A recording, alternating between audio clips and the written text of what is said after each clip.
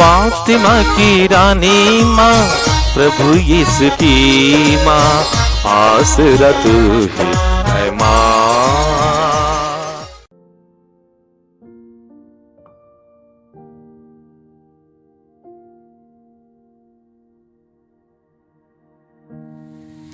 पहला पाठ नबी मलाकी का ग्रंथ, अध्याय 3, पद संख्या 1 से 4, अध्याय 4, 5 से 6 तक। प्रभु ईश्वर यह कहता है, देखो मैं अपना दूत भेजूंगा, जिससे वह मेरे लिए मार्ग तैयार करे। वह प्रभु जिसे तुम खोजते हो अचानक अपने मंदिर आ जाएगा। देखो विधान का वह दूत जिसके लिए तुम तरसते हो आ रहा है। कौन उसके आगमन के दिन का सामना कर सकेगा? जब वह प्रकट होगा तो कौन टिकेगा? क्योंकि वह सुनार की आग और धोबी के खार के सदृश है। वह चांदी गलाने वाले शोधन करने वाले की तरह बैठकर लेवी के पुत्रों को शुद्ध करेगा और सोने चांदी की तरह उनका परिष्कार करेगा। तब वे योग्य रीति से ईश्वर को भेंट चढ़ाएंगे और प्रभु ईश्वर प्राचीन काल की तरह यूदा और यरूशलेम की भेंट स्वीकार करेगा। देखो उस महान एवं भयानक दिन के पहले, प्रभु के दिन के पहले, मैं नबी एलियस को तुम्हारे पास भेजूंगा। वह पिता का हृदय पुत्र की ओर अभिमुख करेगा और पुत्र का हृदय पिता की ओर। कहीं ऐसा ना हो कि मैं आकर देश का सर्वनाश कर दूं। प्रभु की वाणी है। ईश्वर को धन्यवाद। भजन अनुवाक्य। उठ खड़े हो जाओ और सिर ऊपर उठाओ, क्योंकि तुम्हारी मुक्ति निकट है। उठ खड़े हो जाओ, सिर ऊपर उठाओ, क्योंकि तुम्हारी मुक्ति निकट है। हे प्रभु, तुम मुझे अपने मार्ग दिखा, तुम मुझे अपने पथ बता, मुझे अपनी सच्चाई के मार्ग पर ले चल और मुझे शिक्षा देने की कृपा कर, क्योंकि तू ही मेरा ईश्वर और मुक्तिदाता है। अनुवाक्य। उठ खड़े हो जाओ और सिर ऊपर उठाओ, क्योंकि तुम्हारी मुक्ति निकट है। उठ खड़े हो जाओ और सिर ऊपर उठाओ, क्योंकि तुम्हारी मुक्ति निकट है। प्रभु भला और न्यायी है, वह पापियों को मार्ग पर लाता है। वह दीनों को सन्मार्ग पर ले चलता और पद दलितों को अपना मार्ग बताता है। अनुवाक्य। उठ खड़े हो जाओ और सिर ऊपर उठाओ, क्योंकि तुम्हारी मुक्ति निकट है। उठ खड़े हो जाओ, सिर ऊपर उठाओ, क्योंकि तुम्हारी मुक्ति निकट है। प्रभु के विधान और नियमों पर चलने वाले जानते हैं कि उसके मार्ग प्रेम और सच्चाई है। प्रभु पर श्रद्धा रखने वाले उसके कृपा पात्र हैं और उसके विधान का रहस्य जानते हैं। अनुवाक्य। उठ खड़े हो जाओ और सिर ऊपर उठाओ, क्योंकि तुम्हारी मुक्ति निकट है। उठ खड़े हो जाओ, सिर ऊपर उठाओ, क्योंकि तुम्हारी मुक्ति निकट है। जय घोष। हालेलुया।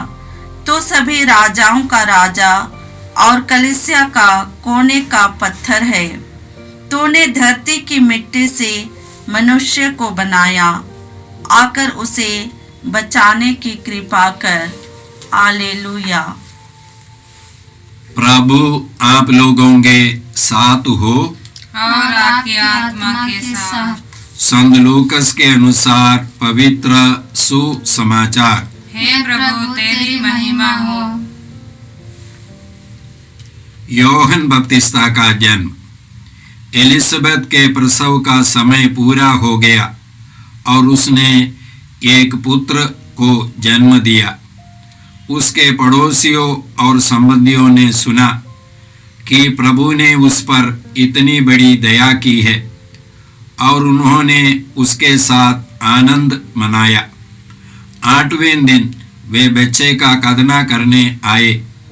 वे उसका नाम उसके पिता के नाम पर जकरियस रखना चाहते थे, परंतु उसकी माँ ने कहा, जी नहीं, उसका नाम योहन रखा जाएगा। उन्होंने उससे कहा, तुम्हारे कुटुंब में यह नाम तो किसी का भी नहीं है। तब उन्होंने उसके पिता से इशारे से पूछा कि वह उसका नाम क्या रखना चाहता है। उसने पाटी मांगकर लिखा, उसका नाम योहन है। सब अचंभे में पड़ गए। उसी क्षण जकरियस के मुख और जीभ के बंधन खुल गए और वह ईश्वर की स्तुति करते हुए बोलने लगा। सभी पड़ोसी विस्मित हो गए और यहूदिया के पहाड़ी प्रदेश में ये सब बातें चारों ओर फैल गई। सभी सुनने वाले यह कहकर मन ही मन विचार करने लगे, पता नहीं यह बालक क्या होगा। वास्तव में बालक पर प्रभु का अनुग्रह बना रहा। यह प्रभु का सुसमाचार है। हे ख्रीस्त, तेरी स्तुति हो। ख्रीस्त में प्यारे भाई बहनों, आज का पहला पाठ हम लोगों ने नबी मालकी के ग्रंथ से सुना। पुराने विधान के सबसे अंतिम नबी मालकी है। मालकी यीशु मसीह के आगमन के करीब 400 साल पहले अपने सेवा कार्य करते थे और मालकी के द्वारा ईश्वर ने कहा था कि मुक्तिदाता के आगमन के पहले एलिया नबी आएंगे और एलिया नबी धार्मिकता की स्थापना करेंगे।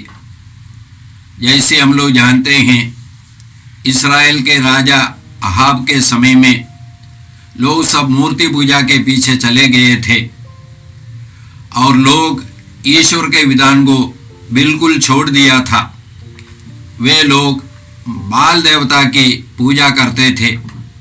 उनका समझ यही था कि बाल देवता प्रकृति पर अधिकार रखते हैं, इसलिए बाल देवता की पूजा करने पर वे उनको अच्छी वर्षा देंगे और अच्छी फसल देंगे।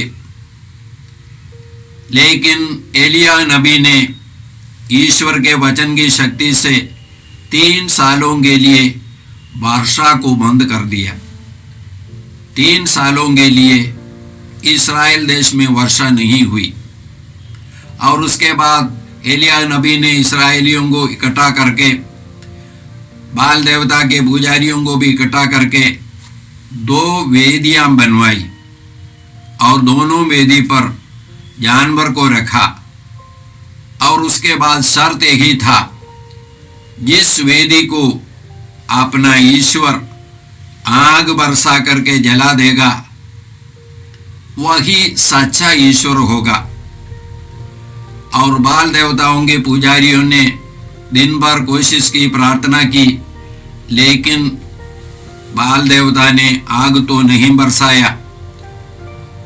और एलिया नबी ने अपनी वेदी तैयार करने के बाद उसमें पानी भी डालने के बाद ईश्वर से प्रार्थना की, इस्राएल के ईश्वर से प्रार्थना की। ईश्वर ने आग बरसा करके उस वेदी को बिल्कुल जला दिया। तब सब लोगों को मालूम हो गया इस्राएल का ईश्वर सच्चा ईश्वर है। इसलिए उन लोगों ने बाल देवता को छोड़ करके इस्राएल के ईश्वर की ओर अभिमुख हो गया। मतलब एलिया नबी द्वारा सच्चे ईश्वर के, एलिया नबी सच्चे ईश्वर के साक्षी बने। उनके द्वारा और उनके कार्य द्वारा लोगों को सच्चे ईश्वर के बारे में जानकारी हुई। आज के सुसमाचार में हम लोगों ने योहन बपतिस्ता के जन्म के बारे में सुना। ऐसा तो कलीसिया के पूजन पद्धति में, लिटर्जिकल साइकिल में 3 लोगों के जन्म दिवस को मनाते हैं। एक यीशु मसीह का जन्म दिवस है 25 दिसंबर को, जिसकी तैयारी में हम लोग हैं। दूसरा है माता मरियम का जन्म दिवस 8 सितंबर को। तीसरा है योहन बपतिस्ता का जन्म दिवस 24 जून को। ये जन्म दिवस इसी प्रकार मनाते हुए योहन बपतिस्ता के महत्व के बारे में हम लोगों को कलीसिया बताती है। योहन बपतिस्ता पुराने विधान और नए विधान को जोड़ते हैं। योहन बपतिस्ता यीशु के साक्षी बनकर के आए हैं, यीशु को लोगों को प्रकट करने के लिए, मुक्तिदाता को लोगों को प्रकट करने के लिए। हम लोग आज के पहले पाठ में एलिया के बारे में सुना और बाइबल में हम लोग पढ़ते हैं मुक्तिदाता यीशु के आगमन के पहले एलिया प्रकट होगा। और एक बार शिष्य लोगों ने इसके बारे में पूछा यीशु से। ये उस समय पूछा जब यीशु ने पहाड़ पर यीशु का रूपांतरण हुआ और यीशु के ईश्वरीयता को, ईश्वरीय रूप को 3 शिष्यों ने देखा और वे लोग पहाड़ से नीचे उतर करके आए और यीशु ने कहा उनके पुनरुत्थान के पहले इसके बारे में चर्चा नहीं करना। तब शिष्यों ने पूछा, शास्त्री लोग बोलते हैं एलिया को आना है। तब यीशु ने यही उत्तर दिया।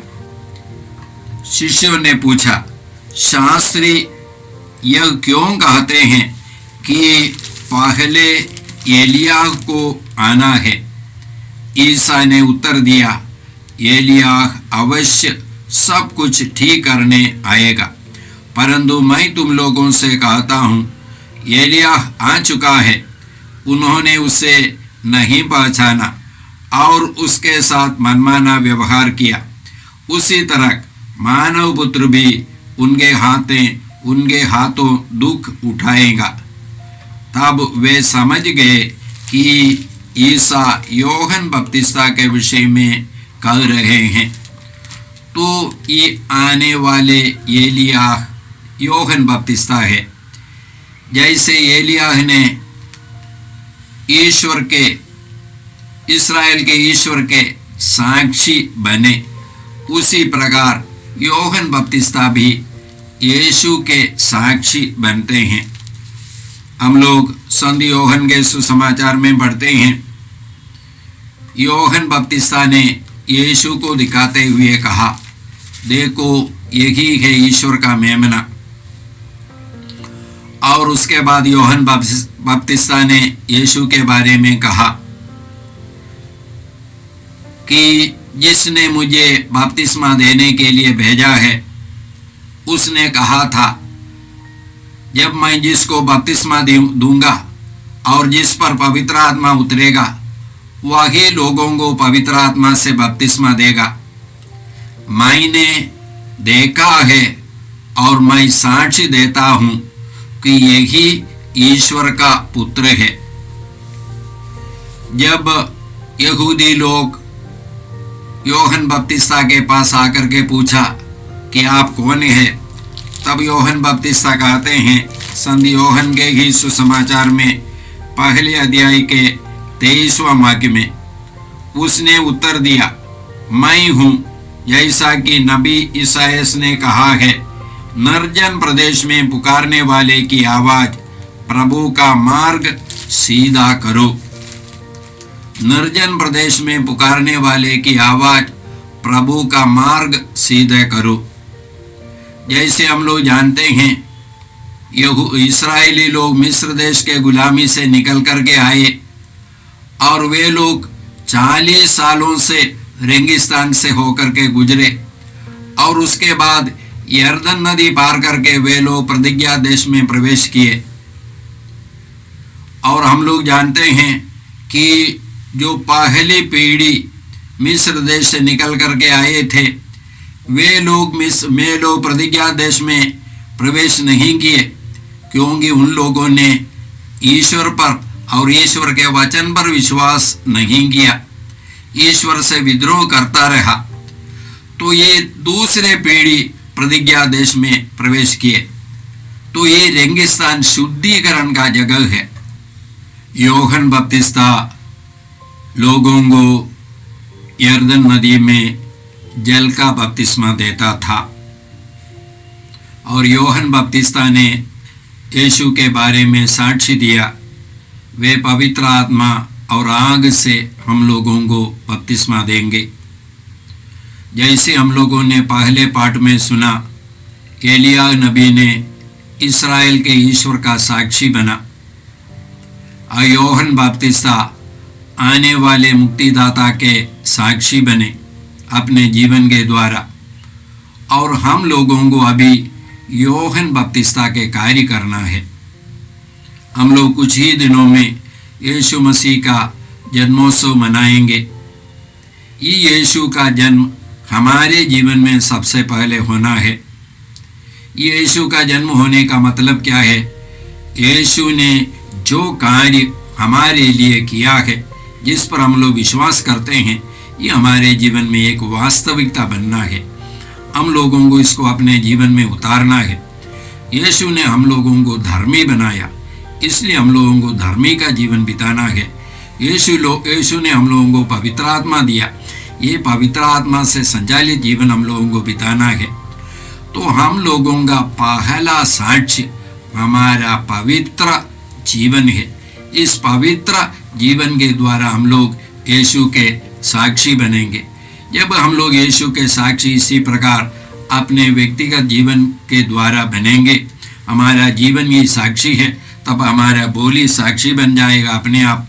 क्योंकि हम लोग बाइबल में, यीशु ने ही कहा है बाइबल में, जो हृदय में भरा है वह मुंह से बाहर आता है। तो हम लोग अपने बोली द्वारा भी, अपने कार्य द्वारा भी दूसरे लोगों के सामने यीशु के साक्षी बनेंगे। इस प्रकार यीशु का जन्म न केवल हमारे जीवन में बल्कि अन्य लोगों के जीवन में भी होगा। इसलिए आज हम लोग विशेष करके प्रभु से प्रार्थना करेंगे, कृपा मांगेंगे, ताकि हम लोग जो कार्य यीशु ने हमारे जीवन में किया है, वह कार्य हमारे जीवन में एक वास्तविकता बन जाए। हम लोग पेतरुस के पहले पत्र में पढ़ते हैं, जिसने आपको बुलाया वह पवित्र है, इसलिए आप लोग भी अपने सभी आचरण में पवित्र बने। यीशु ने हमको बुलाया, ईश्वर ने हमको बुलाया और ईश्वर ने हमको पवित्र किया, और हम लोग ये पवित्र जीवन बिताने के लिए, हम लोगों को पवित्र जीवन बिताने के लिए प्रभु ने पवित्र आत्मा दिया है। हम लोग इन दिनों विशेष करके अपने लिए प्रार्थना करते हैं, दुनिया भर के सभी विश्वासियों के लिए प्रार्थना करते हैं, ताकि हम लोग पवित्र जीवन बिता सके। आइए हम लोग प्रार्थना करते हैं। हे परम पिता ईश्वर, दुनिया भर के सभी विश्वासियों के लिए हम प्रार्थना करते हैं। हे पिता ईश्वर, इस क्रिसमस के अवसर में यीशु का जन्म हमारे जीवन में हो, ताकि हम सब अपने व्यक्तिगत जीवन में आने वाले दिनों में यीशु के साक्षी बन सके, ताकि यीशु का जन्म दुनिया भर के हर व्यक्ति के जीवन में हो सके। ये प्रार्थना हम करते हैं प्रभु क्रिस्त के द्वारा, आमीन। जय यीशु क्रिस्त में प्रिय भाई और बहनों, प्रभु यीशु ने हमें आदेश दिया है संसार के कोने कोने में जाकर सारी सृष्टि को सुसमाचार सुनाओ। सुसमाचार सुनने के लिए और सुनाने के लिए एक अच्छा मौका है। आप कृपया इस चैनल का सब्सक्राइब करें, लाइक करें, शेयर करें, बेल आइकन दबाएं, ताकि यहाँ की नई वीडियोस की सूचना आपको मिलती रहेगी।